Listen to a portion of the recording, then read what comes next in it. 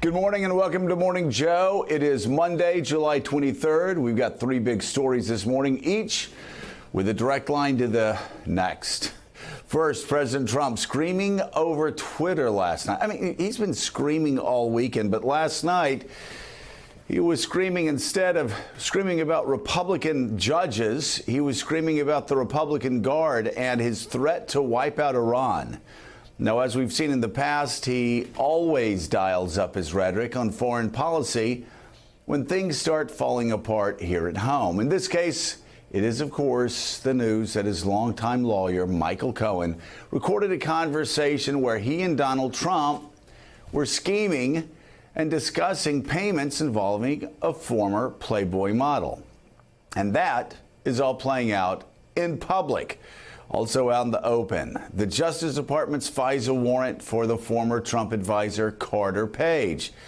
That's been redacted, but this line was clear as day. Quote, the FBI believes that Page has been collaborating and conspiring with the Russian government.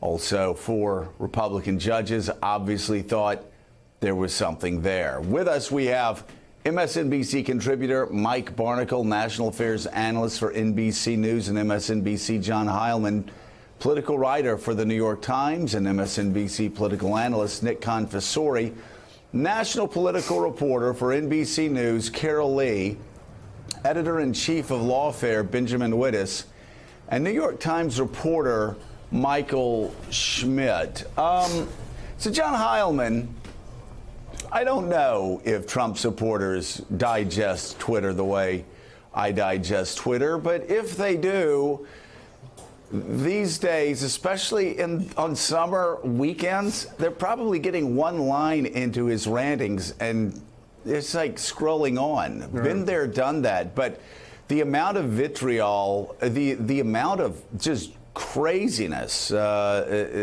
the level of unmoored behavior by the president this weekend was over the top. It's always over the top, but the intensity is picking up. And of course, it ended with him talking about fire and fury coming to Iran. Right. Is this a president who is feeling even more cornered than usual because of the Michael Cohen tapes? Well, it's hard to judge exactly how cornered he feels relative to other times he's felt cornered. But I will say that on Friday, when the Michael Cohen story broke, my first thought was there's going to be a lot of all caps this weekend. And, you know, we saw a lot of all caps this weekend on a variety of topics. And as you pointed out, Joe, he often, foreign policy has become a place that is a refuge for him.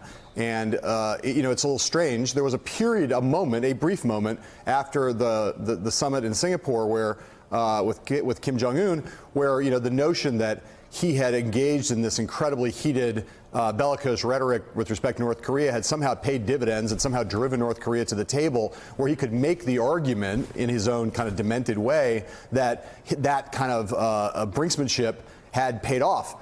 Given the way things are going in North Korea right now, it's not so clear that there's anything you could point to, even, again, in Donald Trump's tenuous logic, that suggests that, hey, this kind of brinksmanship, this kind of firing up the rhetoric, this kind of exclamatory behavior is going to pay off on the foreign policy stage. But I think at heart, You're right, that this is, again, one of the many diversions that he tried to throw up over the weekend, places where anything that's not a discussion of Russia and anything that's not a discussion of his sex life is, in his view, good for business.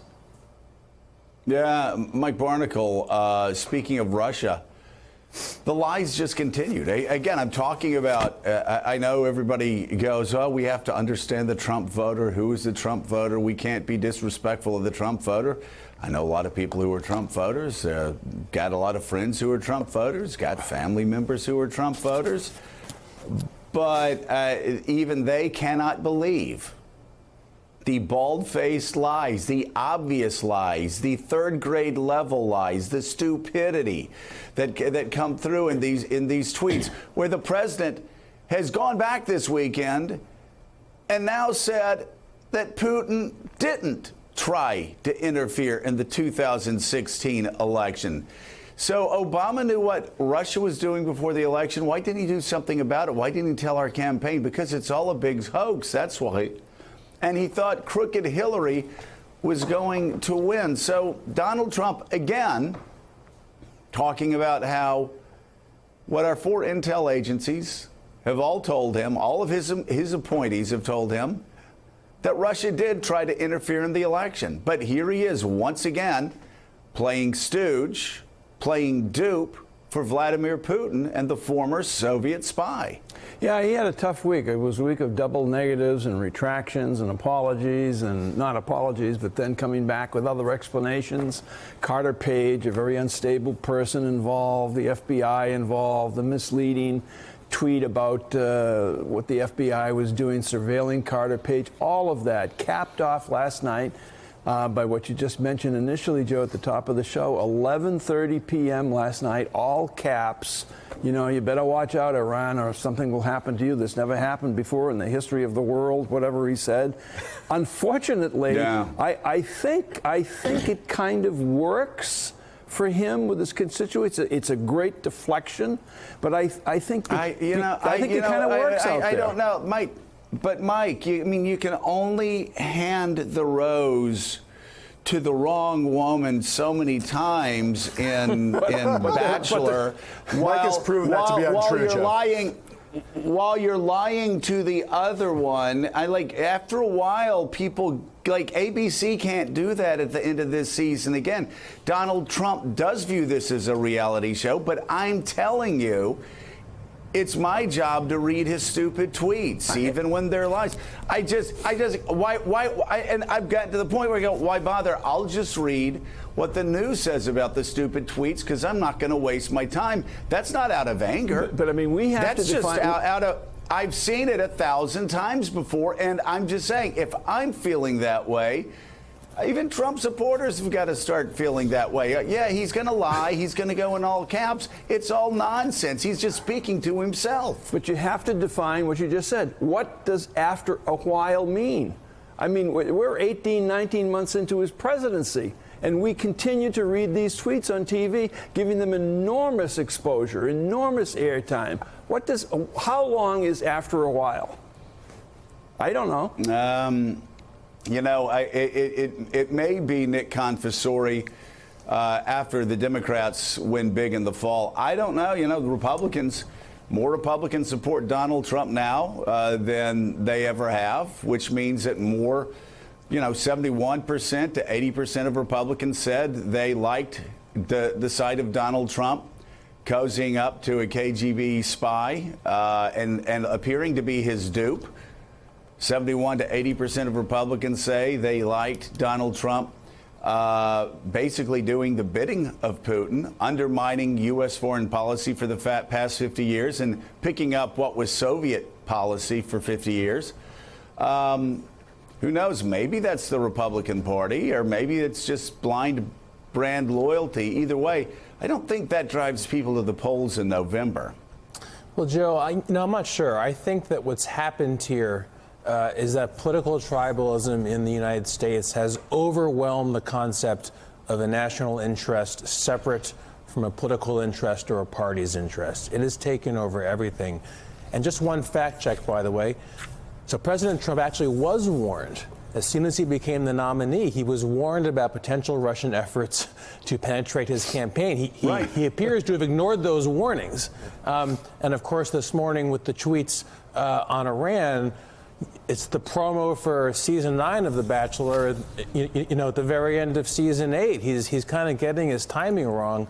I think, it's a classic effort to distract everybody. On the other hand, if you're Iran, you're probably feeling pretty good right now because the last time he threatened fire and fury to a country, the final step was a really nice sit-down in which the other country got the better of the deal.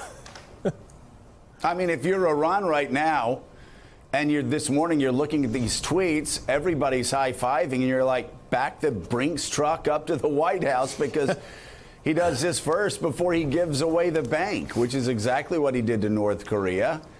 They won't even meet with our Secretary of State. They go out and start picking potatoes with potato farmers instead of meeting with Pompeo when he goes over there because Trump gave them everything they wanted in the first meeting. Now. Thanks for checking out MSNBC on YouTube, and make sure you subscribe to stay up to date on the day's biggest stories. And you can click on any of the videos around us to watch more from Morning Joe and MSNBC. Thanks so much for watching.